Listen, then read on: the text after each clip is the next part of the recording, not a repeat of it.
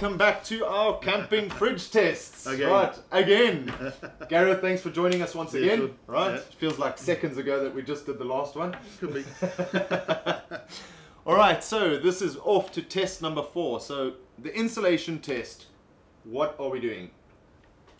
Well, we're just trying to understand the actual construction of the box that the fridge is in. Okay. You know, how well is it insulated? You know, how quickly does it lose heat? Basically, you know, if you've got a fantastic compressor and a cardboard box, right? You know, you're just going to refrigerate the sky. Yeah. So these fridge companies have all been working very much on their insulation within their boxes. We just want to test what it is that they do. How do they work?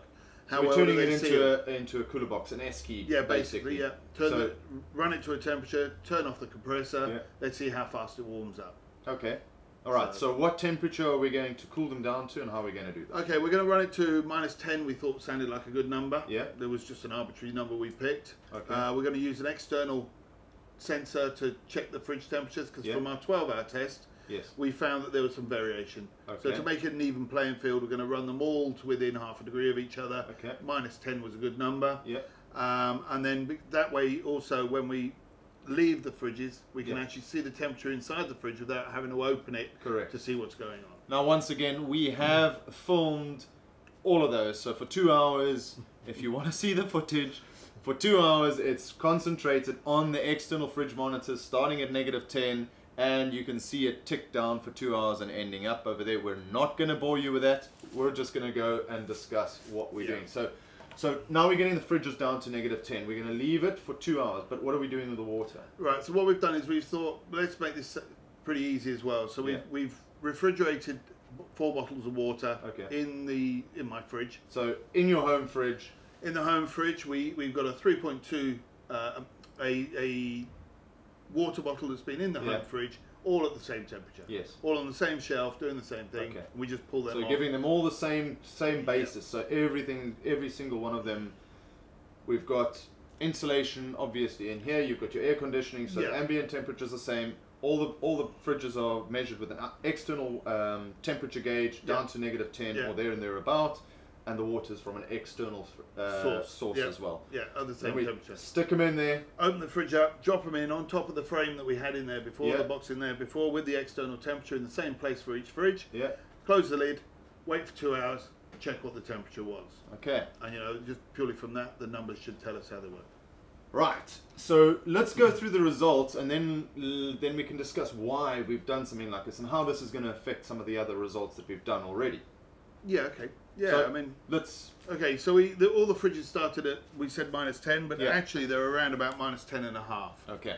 Okay. The start temperature of the bottles was 3.2, 3.1. Okay. So within 0.1 of a degrees, and the ambient temperature in the room was around about 26.5 degrees. Yeah, I see. We've got 26.5, 26.5, 26.9. So pretty much.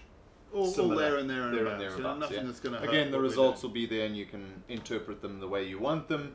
At the end of the show, you'll have all the results. Well, not the end of the show. At the end of the series, you'll get all the results. So, should we run them off? Let's start off with the SnoMaster, because obviously now there's only one test with the SnoMaster, because there's only one box, right? Exactly. It's got 2 compressors, but 1 box. Yeah, the box is the same both ways. Yeah. So all right.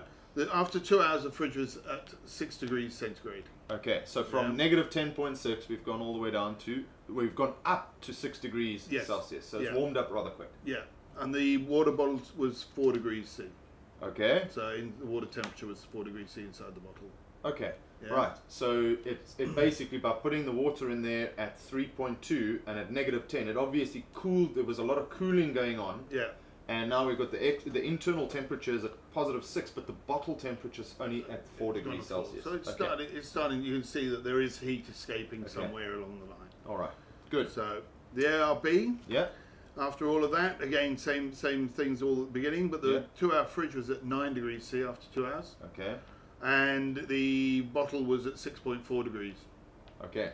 Interesting. So that is 3 degrees higher on the fridge temperature, and then what, 2.5 degrees higher than the SnoMaster. Yeah. Okay, so the insulation test on that, not as good. Let's go through them all, and then let's think the of a Engel couple of theories. ended up at 5.9. Okay, and very close. 4.2 on the bottle. Okay, so very close to the SnoMaster? Very close to the SnoMaster. It's, I mean, really Okay. you can't split them. And the Waeco is 8.1 and 4.4. Okay, so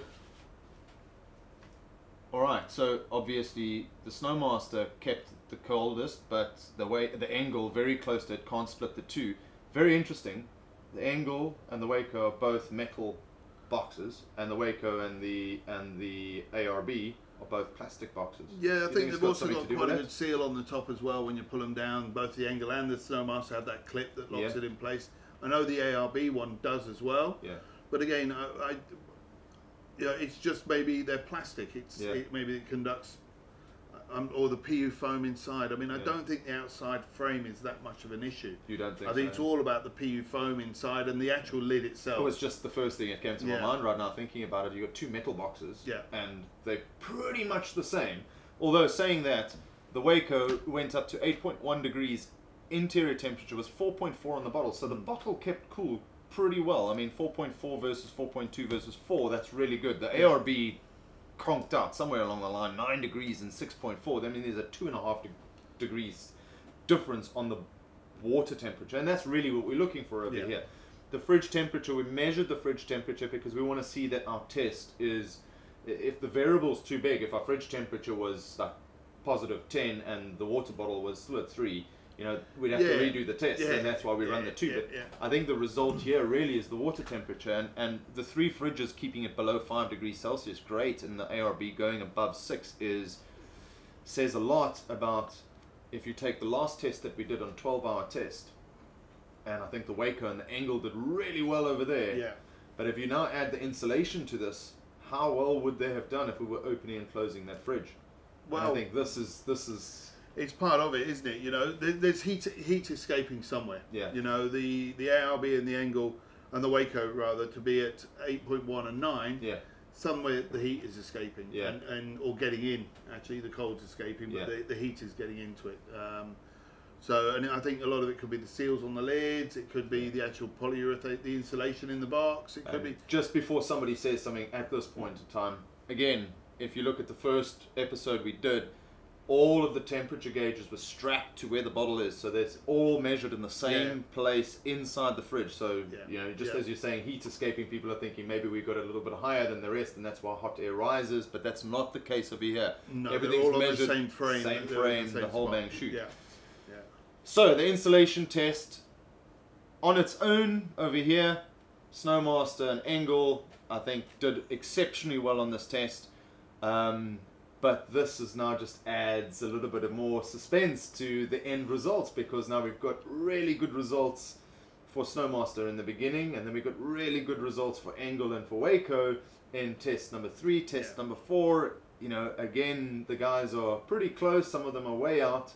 So, yeah, stay tuned for the next one. The next one is a 24-hour test. 24-hour test, yeah. We're going to shove a whole bunch of bottles in there, start them from scratch, warm bottles, and run it for 24 hours. Yeah. It took us about 7 days. But anyway, Gareth, once again, thank you for joining the show, and I hope you enjoed that. We'll catch you next week on the 24-hour test. Cool.